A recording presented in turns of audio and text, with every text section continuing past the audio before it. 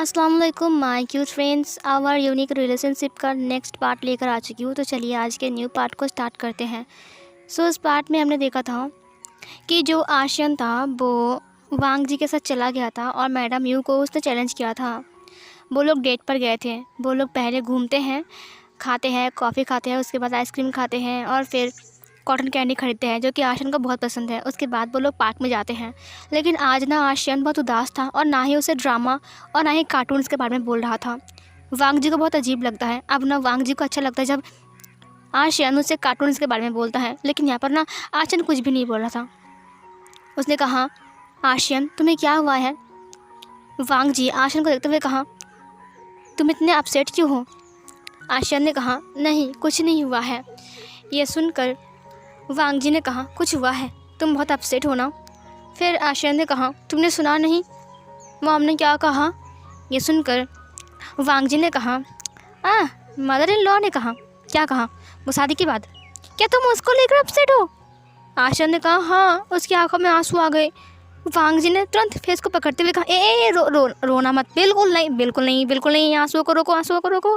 क्या हुआ आशियन, क्यों रो रहे हो? उसने वांग जी को हक करते हुए कहा, मैं तुम्हारे बिना नहीं रह सकता हूँ और मम्मा नहीं मान रही है ना, वो तुम्हें पसंद भी नहीं करती है। देखा कैसे बोल रही थी, 1 हफ्ते के अंदर मेरी शादी करवा देगा। वांग जी तब क्या होगा बोलो? वांग जी ने कहा, आशियन नहीं हुआ है ना अभी तक, मैं हूँ ना और मैंने बात किया ना आंटी से, तुम क्यों चिंता कर रहे हो आशियन? आशियन ने कहा, तुम जानते नहीं हो मेरी मॉम को, वो बहुत ज़िद्दी है, पता है। बचपन से ही मैं देखता आ रहा हूँ, वो जो काम बोलती है करेगी, वो करके ही छोड़ती है। ये मेरी बदकिस्मती है। हाँ, मैं क्या करूँ? वांग जी ने कहा, देखो ऐसा नहीं है, ठीक है, मैं तुम्हें एक बार बताता हूँ, सुनो। आशा ने कहा, क्या? वांग जी ने कहा, तुम्हारी शादी होगी 1 हफ्ते बाद। आशा ने कहा, क्या? वांग जी ने कहा, हाँ होगी, शादी होगी, लेकिन किसी और के साथ नहीं, तुम्हारा वांग जी के साथ, भरोसा करो। आशिया ने कहा, सच में? लेकिन कैसे? ये पॉसिबल नहीं है ना। फिर वांग जी ने कहा, ये पॉसिबल है, मैं सच कह रहा हूँ। अगर शादी होगी तो सिर्फ तुम्हारे साथ मेरी होगी। और तुमने सोचा भी कैसे कि तुम्हारे साथ मैं किसी और की शादी करवाना देखूँगा, और मैं होने दूँगा? आशा ने कहा, तुम सच कह रहे हो? वांग जी ने उसके आंसुओं को पोंछते हुए कहा, अब तुम नहीं रोगे, घर जाने का वक्त हो चुका है, चलो घर चलते हैं। और हाँ, तुम बहुत खुश रहोगे और सुनो, शादी की तैयारी करोगे, वो भी खुश होकर, खुशी खुशी, समझे। और अगर तुमने रोया तो मैं तुमसे बहुत नाराज़ हो जाऊँगा। आशा ने कहा, तुम सच कह रहे हो ना? वांग जी ने कहा, मैं सच कह रहा हूँ बाबा, मैं सच कह रहा हूँ, मैं तुमसे ही शादी करूँगा और उसी स्टेज पर। आशा ने कहा, प्रॉमिस? वांग जी ने कहा, प्रॉमिस। उसके बाद वो लोग बाइक से वापस आते हैं। जब वो लोग वापस आते हैं तब मैडम यू बालकनी से उन दोनों को देख रही थी, बहुत गुस्से में।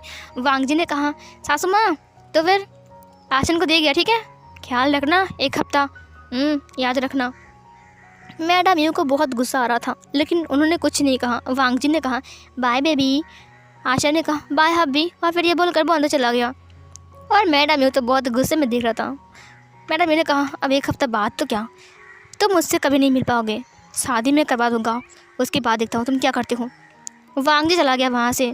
इधर जो लान मेंशन था वहाँ पर मिंगया और लानजान बात कर रहे थे। लानजान बहुत अपसेट था और वो बोल रहा था कि विंग मुझे धोखा दे रहा है क्या, पता नहीं वो क्या खिचड़ी पका रहा है, मुझे तो कुछ बोलने नहीं दिया, ऊपर से शादी के लिए हाँ बोल दिया। मिंगया वो उससे बात कर रहा था और समझा रहा था।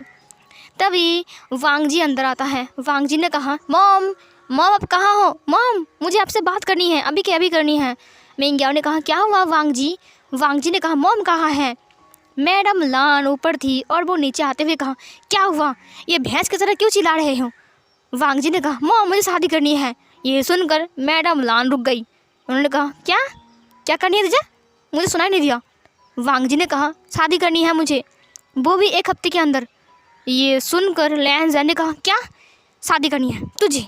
देख मैं तुझसे बड़ा हूँ और अभी तक शादी नहीं हुई है मेरी, और तू करेगा? वांग जी ने कहा, हो 2-1 मिनट का बड़ा और इतना चिल्ला रहे हो जैसे कि 10 साल का बड़े हो। लैन जैन ने कहा, वांग जी देख यहाँ पर मेरी बात चल रही है, तू चुप रहे, अभी तू बकवास बंद कर, पता नहीं मेरा क्या होगा। ये सुनकर इधर वांग जी ने कहा नहीं, पहले शादी मैं करूँगा, समझे, वो भी 1 हफ्ते के अंदर। तू कर या ना कर, मुझे इससे कोई फ़र्क नहीं पड़ता है। लैंजा ने कहा ये क्या बकवास करे तू, तभी मैडम लाने का, चुप रहो तुम दोनों। फिर वांग जी ने कहा मॉम शादी करनी है मुझे। लैंजा ने कहा तो मुझे भी करनी है, मैं कौन सा छोटा हूँ, मैं भी बड़ा हूँ, मुझे भी करनी है शादी, और मुझे भी 1 हफ्ते के अंदर की करनी है, समझे। फिर ये सुनकर मैडम लान ने कहा क्या बात कर रही तुम दोनों। वांग जी ने कहा शादी करनी है मुझे करनी है, मुझे करनी शादी। लैंजा ने कहा मुझे भी करनी है शादी। मैडम लान ने कहा shut up, just shut up. ये सुनकर वो दोनों चुप हो गए। ये घर है या फिर धर्मशाला, इतना चिल्ला चिल्ला चिल्ला कर मेरे कान खा रहे हो तुम दोनों। लैंजा ने कहा मॉम मुझे बात करनी है आपसे। वांग जी ने कहा पहले मुझे करनी है मॉम, मेरी बात सुनिए, 1 हफ्ते के अंदर मुझे शादी करनी है। वांग जी की बात सुनकर लैंजा ने कहा और मुझे भी। ये सुनकर मैडम लान ने कहा 1 मिनट रुको, तुम दोनों को शादी करनी है, वो भी 1 हफ्ते के अंदर। अभी कुछ दिन पहले ही गगा की शादी हुई है, हाँ, और तुम दोनों बोल रहे हो कि अब तुम दोनों को करनी है।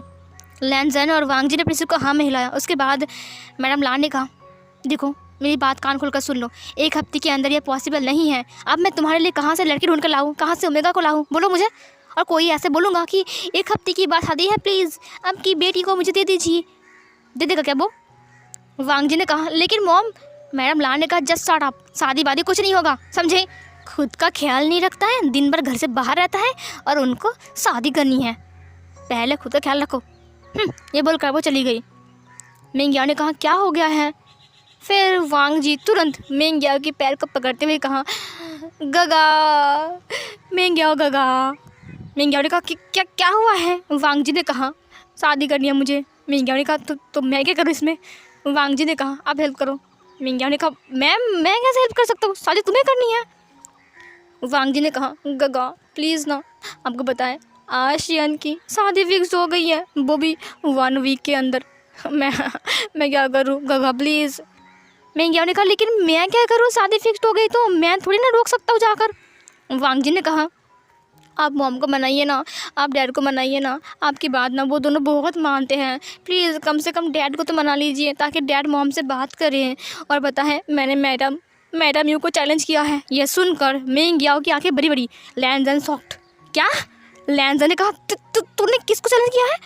जियांग फैंगमियान की वाइफ जियांग चैंग की मॉम मैडम यू को। मेंग्याओ ने कहा तुम जानते नहीं हो उसे। फिर वांग जी ने कहा मैंने चैलेंज कर दिया है, मैंने बोल दिया है कि मैं शादी करूंगा आशियन से, वो भी उसी स्टेज में जहाँ पर आशियन की शादी होगी। मैंने चैलेंज किया है, अब मैं क्या करूं। ये सुनकर मेंग्याओ की सिर पर हाथ उसने कहा ये तूने क्या कर दिया लैंजन, तूने खुद को ही कुएं में फेंक दिया। फिर वांग जी ने कहा हेल्प करो ना प्लीज़, हेल्प करो ना, नहीं तो मेरे आशियन को कोई और ले जाएगा, प्लीज़ मेंग्याओ प्लीज़। मेंग्याओ ने कहा ठीक है बस करो। वांग जी रुक गया। उसके बाद मेंग्याओ ने कहा दिमाग ख़राब कर दिया है। वांग जी ने कहा मैं आपका भाई हूँ ना। मेंग्याओ ने कहा ठीक है मैं पापा से बात करूँगा, ठीक है मुझे थोड़ा वक्त दो, टाइम दो थोड़ा सा, पापा रात को आएंगे ना तब बात करूँगा मैं। वांग जी ने कहा थैंक यू गगा, आप कितने अच्छे हो, आपके 10 बच्चे हो गए, मैं आपको दुआ करता हूँ। ये सुनकर मेंग्याओ ने कहा जस्ट शट अप, और फिर वो चुप हो गया। सिचैन ने कहा रुको मेंग्याओ, तुम इनकी कोई हेल्प नहीं करोगे।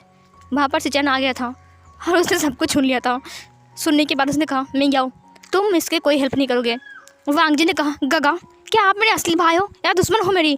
फिर मेंग्याओ ने कहा सिचैन प्लीज़ ना, ये मेरे छोटे भाई है, अब मुझसे विनती मांग रहे हैं कि मैं इनकी हेल्प नहीं करूँगा। सिचैन ने कहा देखो तुम हमेशा इनके बीच फंस जाते हो। वांग जी ने कहा प्लीज़ ना गगा। सिचैन ने कहा नहीं करेगा वो। मेंग्याओ ने कहा मैं करूँगा, तुम चिंता मत करो। फिर वांग जी ने कहा देखा मेंगा गगा यू आर द बेस्ट। ये बोलकर उसने उसे हग कर लिया। ये देखकर सिचैन को उसे अलग करते हुए कहा ए दूर रहे मेरे हस्बैंड से तू। वांग जी ने कहा ठीक है दूर रहूँगा, ठीक है मैं बहुत खुश हूँ। ये बोलकर वो चला गया अपने रूम में। मेंग्याओ सबसे पहले अपने रूम में आता है, ठंडे दिमाग से सोचता है कि वो क्या क्या बात करेगा। उसके बाद वो आशियान का पूरा बायोडाटा निकालता है, उसका एक फ़ाइल बनाता है। उसके बाद वो चला गया जहाँ पर मास्टर लैन आकर स्टडी रूम पर बैठे हुए थे। डिनर कंप्लीट होने के बाद सब लोग अपने अपने रूम में चले गए थे और वांग जी बस इधर उधर घूम रहा था, क्या होगा। और इधर जो मास्टर लान था वो अपने रूम में बैठा हुआ था। मेंग्याओ वहाँ पर आता है, उससे कहा फादर क्या मैं अंदर आ जाऊँ। उन्होंने कहा अरे मेंग्याओ बेटा हाँ आ जाओ, तुम अभी तक सोए नहीं। मिंग याओ ने कहा, मुझे आपसे कुछ ज़रूरी बात करनी है। ये सुनकर मार्शल लॉ ने कहा, हाँ बताओ। मिंग याओ ने कहा, अगर मैंने आपसे कुछ मांगी तो क्या आप मुझे दोगे? मार्शल लॉ ने कहा, हाँ ज़रूर, क्यों नहीं दूंगा, मांगो मुझसे। फिर मिंग याओ ने कहा, मुझे वांग जी की शादी के बारे में बात करनी है। ये सुनकर मार्शल लॉ ने कहा, शादी वांग जी का अभी? लेकिन अभी तो शादी का बात भी नहीं हुई है, और उसकी शादी के बारे में उसकी मॉम जाने, मैं बाबा दूर रहता हूँ। तुम्हें पता है ना शादी उसने कितना फोर्सफुली करवाया सिचन की, देखा ना तुमने? हाँ। फिर इधर मिंग याओ ने कहा, लेकिन आपको ही ये बात करनी है। ये सुनकर मार्शल लॉ ने कहा, वो मेरी बात नहीं मानेगी। ये सुनकर मिंग याओ ने कहा, प्लीज़ ना पापा, मैं आपसे रिक्वेस्ट करता हूँ, अगर आपने ऐसा नहीं किया तो सच में वांग जी कुछ ना कुछ कर लेगा। ये सुनकर मार्शल लॉ ने कहा, वैसे वो है कौन? फिर ये सुनकर मिंग याओ ने कहा, वो उसे बहुत पसंद करता है, वो दोनों ही प्यार करते एक दूसरे से। मार्शल लॉ ने कहा, हाँ तो वो है कौन? वैसे तुम्हारी मॉम जो डिसीजन लेती हैं वो हमेशा अच्छा ही करती है, इसीलिए मैं कभी उसे रोकता नहीं हूँ। हाँ मैं उसे डरता हूँ थोड़ा सा वैसे क्या बताऊँ। मिंग याओ ने कहा, पापा आप जानते हो उसे? मार्शल लॉ ने कहा, अच्छा जानता हो उसे? मिंग याओ ने कहा, हाँ आपने उससे बात भी किया है। मार्शल लॉ ने कहा, तो फिर वो कौन है? ये सुनकर मिंग याओ ने कहा, विभूषण, जो आशियन यहाँ पर आया था ना, जो ट्विंस ब्रदर थे। ये सुनकर उसने कहा, विभूषण, एक सेकंड, क्या वो वी कॉर्पोरेशन का वी चांगसे का बेटा है? ये सुनकर मिंग याओ ने कहा, हाँ। फिर उसने कहा, वो अच्छा वो ट्विंस ओमेगा वाला छोटा वाला है ना ये? मिंग याओ ने सुनकर कहा, हाँ पापा आपने सही कहा है, वैसे वो दोनों ही एक दूसरे से बहुत प्यार करते हैं, और अगर शादी नहीं हुई तो शायद वो वांग जी कुछ ना कुछ कर लेगा। फिर ये सुनकर वी चांगसे ने कहा, लेकिन ये बहुत गड़बड़ हो गई। मिंग याओ ने कहा, क्या गड़बड़ हो गई? फिर मार्शल लॉ ने कहा, देखो तुम जिसकी बात कर रहे हो ना विभूषण, वो दरअसल वी चांगसे का बेटा तो ज़रूर है, लेकिन उसे जियांग फेंगमियान ने पाला है, वो उसके घर में रहता है, और मैडम यू उसे बहुत प्यार करता है। उनका कोई ओमेगा सन नहीं था, इसीलिए जब उसने देखा कि वी चांगसे का और कांगसरन का ट्विंस ओमेगा सन हुआ है तो उसने उन्हें अडॉप्ट कर लिया। और तुम तो जियांग्स को जानते हो ना, जिन जीजवान के साथ शादी हुई है, जियान याली के साथ। हाँ शायद उसका नाम जियान याली होगा। मिंग याओ ने कहा, अच्छा ये जियांग्स, मैं ना शादी में नहीं आ पाई थी क्योंकि ना मेरा उस टाइम एग्ज़ाम था। ये सुनकर मार्शल लॉ ने कहा, हाँ और उनका फ़ादर मेरा दोस्त है, क्योंकि हम लोग बिज़नेस पार्टनर के अलावा कॉलेज फ्रेंड भी थे। ये सुनकर मिंग याओ ने कहा, और मेरी मॉम भी? क्या मेरे मॉम डैड भी जानते हैं उन्हें, मतलब कि बचपन से ही? तो फिर इधर मार्शल लॉ ने कहा, हाँ तुम लोग बहुत छोटे थे इसीलिए तुम लोग नहीं जानते हो, लानजान भी नहीं जानता है और सिचैन भी नहीं जानते, तुम लोग तो बाहर थे और तुमको कभी मिलाया भी नहीं है, और शादी में वो अब नहीं आ पाए थे क्योंकि ना वो यूएस में थे। ये सुनकर मिंग याओ ने कहा, वो अच्छा मैं समझ गया, अब मैं समझ गया पापा। फिर मार्शल लॉ ने कहा, हाँ आशियन को लेकर जियांग फेंगमियान के पास 3 बच्चे हैं और वो उनसे बहुत प्यार करता है। ये सुनकर मिंग याओ ने कहा, अरे वाह आपको बहुत अच्छे से पता है। ये सुनकर उन्होंने कहा, हाँ क्योंकि हम दोनों कॉलेज फ्रेंड थे, कॉलेज फ्रेंड नहीं हम दोनों बेस्ट फ्रेंड थे। तुमने देखा ना वैन रोहान को, वैसे भी वो इतना बुरा नहीं है, वो भी बहुत अच्छा है। ये सुनकर मिंग याओ ने कहा, हाँ मॉम बता रही थी। वैसे ये तो आसान ही होगा ना, अगर वो आपके दोस्त है तो अगर आप बोलोगे कि शादी के लिए तो ये बहुत आसान होगा। मार्शल लॉ ने कहा, नहीं जितना आसान तुम समझ रहे हो उतना आसान नहीं है। ये सुनकर मिंग याओ ने कहा, लेकिन क्यों? फिर इधर मार्शल लॉ ने कहा, क्योंकि हम बिजनेस पार्टनर हैं, वी चांग से जियांग फेंगमियान और मैं, हम तीनों बिजनेस पार्टनर हैं, और अगर मैं बोलूँगा जाकर कि शादी करवाने के लिए तो वो कुछ गलत समझ ले तो वही समझेगा कि शायद बिज़नेस के लिए शादी करवा रहा हूँ। इतना आसान नहीं है बेटा। मिंग याओ ने कहा, लेकिन पापा आपको एक बार बात करनी चाहिए। उसे कहा, मैं तो बात कर लूँगा लेकिन तुम्हारी मॉम पता है ना वो कितनी ज़िद्दी हैं, अगर वो नहीं मानी तो? मिंग याओ ने कहा, प्लीज़ ना आप उन्हें मना लीजिए। मास्टर लॉ ने कहा, अच्छा ठीक है मैं कोशिश करूँगा, तुम चिंता मत करो ठीक है। थोड़ा मुश्किल है बेटा, तुमने देखा ना कि इस शादी में मेरी बात नहीं चल रही थी, अगर बात चल रही थी तो तुम्हारी मम्मा की बात चल रही थी, वो मेरी बात बिल्कुल नहीं मानती हैं। वैसे वो कोई गलत फ़ैसला नहीं लेती हैं, इसीलिए मैं उसे कभी रोकता नहीं हूँ। जो वो करती है वो बिल्कुल सही करती हैं, मुझे यही लगता है, इसीलिए मैं उसे बिल्कुल नहीं रोकता हूँ। यहाँ तक कि वो मुझे जो आइडियाज़ देते हैं ना बिज़नेस में, वो बिल्कुल परफेक्ट रहता है, इसीलिए मैं हमेशा एक्सेप्ट करता हूँ। और ये थोड़ा मुश्किल है, लेकिन मैं कोशिश करूँगा ज़रूर। मुझे पता नहीं कि कितना तक मैं कर सकता हूँ। वो मेरे बिज़नेस पार्टनर हैं, मैं उनसे बात करके एक बार देखूँगा। तुम चिंता मत करो बेटा, ठीक है? और वांग जी से भी बोल देना। फिर ये सुनकर मिंग याओ ने कहा, थैंक यू पापा, प्लीज़ आप एक बार बात कर लेना। मार्शल लॉ ने कहा, ठीक है बेटा, अब तुम जाओ, देखो शायद सिचेन तुम्हारे लिए वेट कर रहा है। और हाँ, चिंता मत करो, मैं कोशिश करूँगा, ठीक है? बिल्कुल चिंता मत करना, ठीक है? जाओ, तुम सो जाओ, बहुत रात हो गई है। मिंग याओ ने कहा, ये वूशन की फाइल्स। मास्टर लॉ ने कहा, कोई ज़रूरत नहीं है, मैं जानता हूँ उसे, तुम चिंता मत करो। मिंग याओ ने कहा, पापा ज़रा अच्छे से कोशिश करना, मुझे वांग जी के लिए फ़िक्र हो रही है। वो मेरा भाई है, दरअसल मेरा कोई भाई नहीं है ना, छोटा भाई, इसीलिए। ये सुनकर मास्टर लॉ ने कहा, मुझे पता है कि तुम उनके लिए जान दे सकती हो, तुम इसे इतना प्यार करते हो कि उनके लिए जान भी दे सकते हो, मुझे पता है। अब मक्खन लगाने की ज़रूरत नहीं है, मैं उनसे बात कर लूँगा, ठीक है? तुम जाओ। मिंग याओ ने कहा, थैंक यू सो मच पापा। और फिर ये बोलकर वो उसे गुड नाइट बोलता है और फिर वो चला गया। जब वो अपने रूम में आता है तब उसने देखा सिचेन वहाँ पर बैठा हुआ है।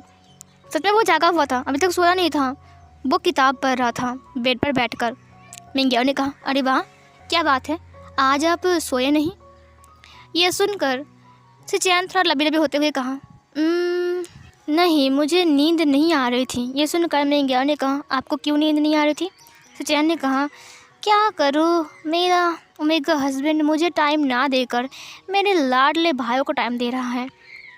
वो भूल गया है कि मैं उसका हस्बैंड हूँ। ये सुनकर मिंग याओ ने थोड़ा हंसते हुए कहा, ऐसा नहीं है बिल्कुल भी। सिचेन ने कहा, ऐसा क्यों नहीं है?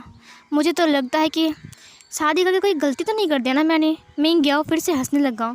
फिर सिचेन ने उसके हाथ को पकड़ते हुए उसे गोद में बिठाते हुए कहा, हंस रहे हो ना? पता है मुझे कितना गुस्सा आ रहा है। फिर मिंग याओ ने कहा, अब गुस्सा क्यों हो रहे हो? क्या आप जेलस फील कर रहे हो? छी, वो आपके भाई है और मैं उसे अपना भाई मानता हूँ। उन दोनों को मैं अपने भाई की नज़र से देखता हूँ और आप क्या गलत सोच रहे हो? सिचेन ने कहा, गलत नहीं सोच रहा हूँ, बस मुझे बुरा लग रहा है कि तुम मुझे टाइम नहीं दे रहे हो और मेरी जगह उन दोनों को टाइम दे रहे हो। फिर मिंग याओ ने कहा, ऐसी बात नहीं है, आपको तो पता है ना मेरा कोई छोटा भाई नहीं है और मेरा बड़ा भाई जो है वो तो बाहर है, इसीलिए मैं उनसे बहुत प्यार करता हूँ ताकि मुझे भाई की कमी ना महसूस हो। फिर सिचेन ने कहा, वैसे पापा ने क्या कहा?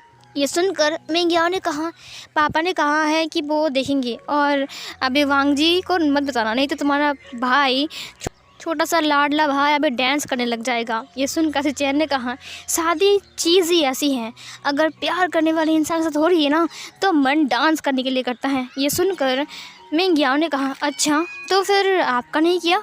सिचेन ने कहा, हाँ किया था, लेकिन क्या करूँ, मुझे पता ही नहीं था कि किसके साथ मेरी शादी हो रही है। ये सुनकर मिंग याओ ने हंसते हुए कहा, आपके साथ गलत हो गया था ना? फिर सिचेन ने कहा, तुम मुझे चिढ़ा रही हो फिर से? मिंग याओ ने कहा, मैं सच कहूँ, आपका फेस ना उस टाइम देखकर मुझे इतना हंसी आ गया था, मैं सच कहूँ, मुझे इतना हंसी आ रहा था। तभी सिचेन उसे पुश करते हुए कहा, अच्छा हंसी आ रही थी? उसने उसे बेड पर पुश कर दिया।